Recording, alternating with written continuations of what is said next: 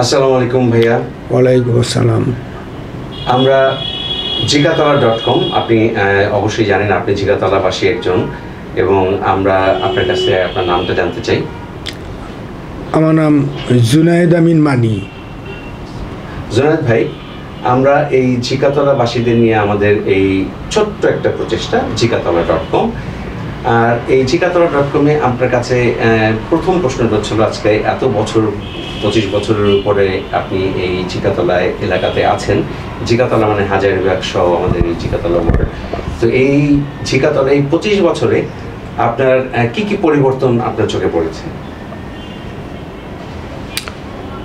এই 25 বছরে, ধন্যবাদ ভাই, 25 বছরে যে পরিবর্তনটা ধরা পড়েছে সেটা হলো বহুতল দালান নির্মাণ।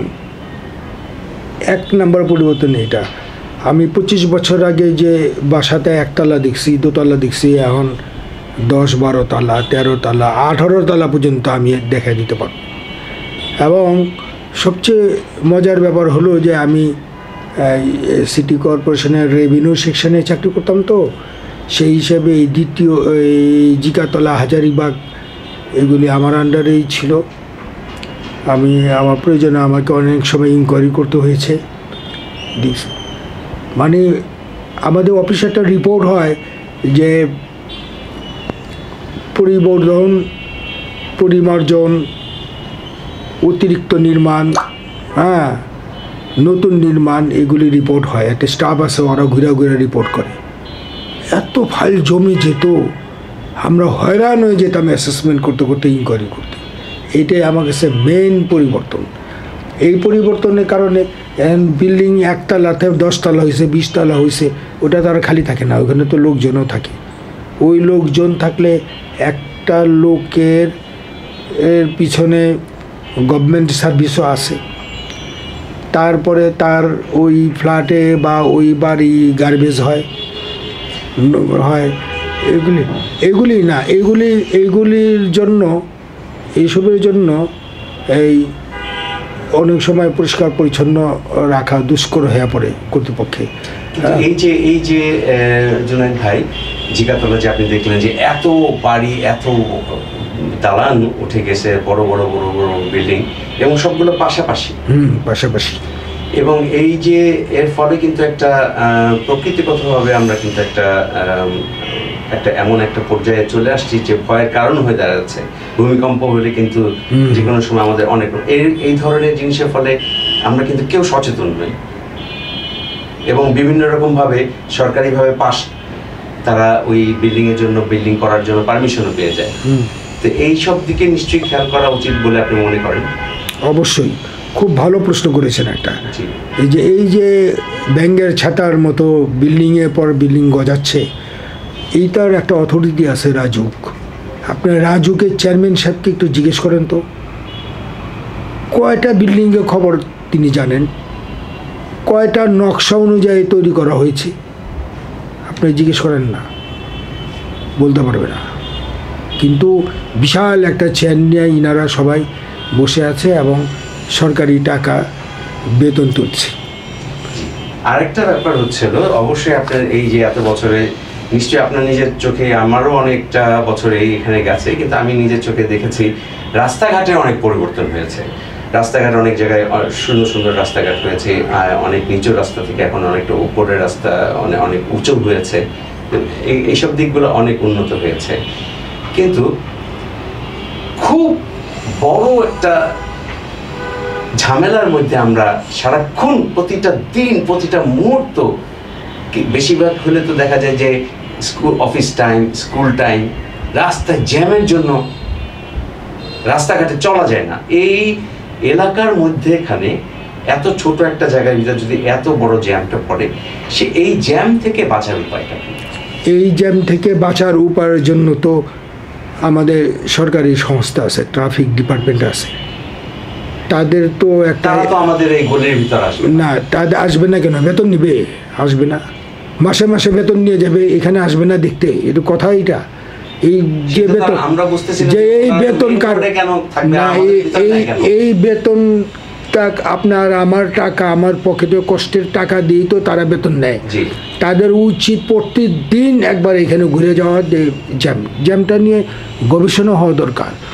আপনার কাছে কি প্ল্যানটা হয়? আপনার কাছে কি কোনো একটা গবেষণা করে আপনি কোনো একটা আইডিয়া আছে? না, আমি গবেষক না, আমি একটা সাধারণ মানুষ হিসাবে এইসব ট্রাফিক নিয়ে তো আমি কোনো সময় কাজ করিনি। আমি বুঝি, আমার একটা বিবেক তো আছে, বিবেক দ্বারা আমি যা বুঝি যে এই এত স্কোয়ার ফিট, এত ফিট চওড়া রাস্তার মধ্যে কয়টা গাড়ি চলতে পারে, এর বেশি চলতে দেওয়া যাবে না। এটার মধ্যে এই যানবাহন যেটা আছে, অটো গাড়ি আছে, অথবা এই কী বলে যে রিক্সা, আগের যে রিক্সা ছিল প্যাডেল চালিত রিক্সা আছে, এগুলি হ্যাঁ এগুলো কয়টা চলতে পারবে, কয়টা চলতে পারবে না, একটা রিক্সার মধ্যে কয়জন লোক নিতে পারবে, কয়জন লোক নিতে পারবে না, স্পেসিফিক সব এগুলি আসলে আইনে দেওয়াই আছে। কিন্তু আমাদের দুর্ভাগ্য, আমরা আইনের প্রতি শ্রদ্ধাশীল না, শ্রদ্ধা করতে পারি না আইনকে, আমরা মানিও না, মানতে চাইও না। আমরা এই যে কোনো একটা বাড়িতে কোনো অসুস্থ রুগী, ক্রিটিক্যাল একটা রুগীকে হসপিটালে নিয়ে যাবেন, আপনি জানতে, আপনি ওটার সাথে আপনিও মারা যেতে পারেন, এই রেকর্ডও আছে। রুগীরে নিতে গিয়া হসপিটালে এমার্জেন্সি নিতে গিয়া জ্যামে আটকায় পড়ে যেই নিয়ে গেছে সেও মারা গেছে। ঠিকই বলবেন, কারে বলবেন আপনি? আসলে ওই যে আপনাদের একটা ডায়লগ আছে না, দেশ আমার দায়িত্ব আমার, এই জিনিসটা যদি প্রত্যেকটা মানুষের ভিতরে স্থায়ীভাবে না হয়, মানে স্থায়ীভাবে প্রতিষ্ঠিত না হয়, তাহলে আমরা এইভাবে করতে করতে একদিন কিয়ামত হয়ে যাবে, এছাড়া কোনো উপায় নেই। একদিন ধ্বংস হয়ে যাবে। যেন ভূমিকম্প কথা আপনি বলছিলেন, একটা ভূমিকম্প হলে কী হবে আপনি কল্পনা করতে পারবেন? এই ঢাকা শহরে আপনি চিন্তাও করতে পারবেন না কী হবে। পচা লাশের গন্ধে মানুষ মারা যাবে, পচা লাশে দুর্গন্ধ, জীবাণু ছড়াবে না, মানুষ ওই গন্ধে মারা যাবে, লক্ষ লক্ষ মানুষ মারা যাবে। মানে ওই পরিস্থিতি হবে। তো আমার যেমন হয় যে আল্লাহ না করুক, যে আমাদের যে ভূমিকম্পর যে একটা স্ট্যাটিস্টিক্স আছে কত বছর পর পর হয়, সেই হিসাবে কিন্তু সময় ঘনায় আসছে, কিন্তু হবে এইটা দেখেন, আমাদের যাতে না দেখতে হয়, আল্লাহর কাছে এটা দোয়া করবে।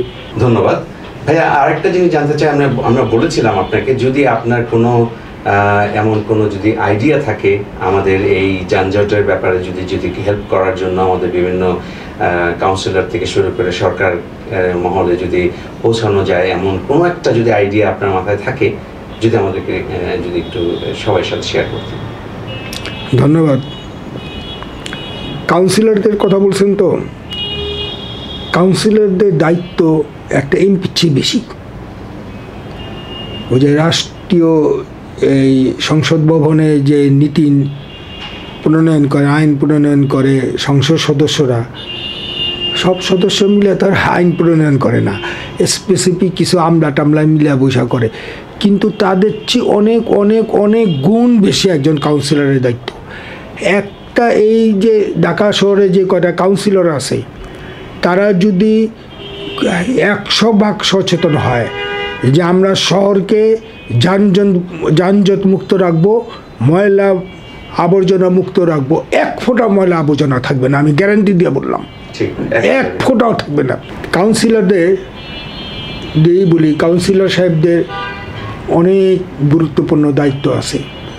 একটা মানুষ জন্ম থেকে আরম্ভ করে মৃত্যু পর্যন্ত তাদের দায়িত্বে, ওই ওয়ার্ডটার জন্য। একটা মানুষ জন্মগ্রহণ করলে, একটা বাচ্চা জন্মগ্রহণ করলে তার বার্থ সার্টিফিকেট করতে যেতে হয়, মৃত্যুর জন্য যেতে হয়। তারা এই জিনিসগুলি কি আমাদের দেশে আমলারা এই দায়িত্ব নিয়ে নিচ্ছে, যে অনেক সময় ওনারা দেয়, কিন্তু ওনারা দিবে কেন?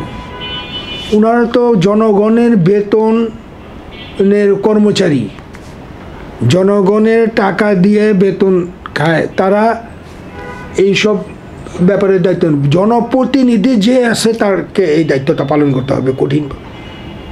একটা লোক যাতে হয়রানির শিকার না হয়।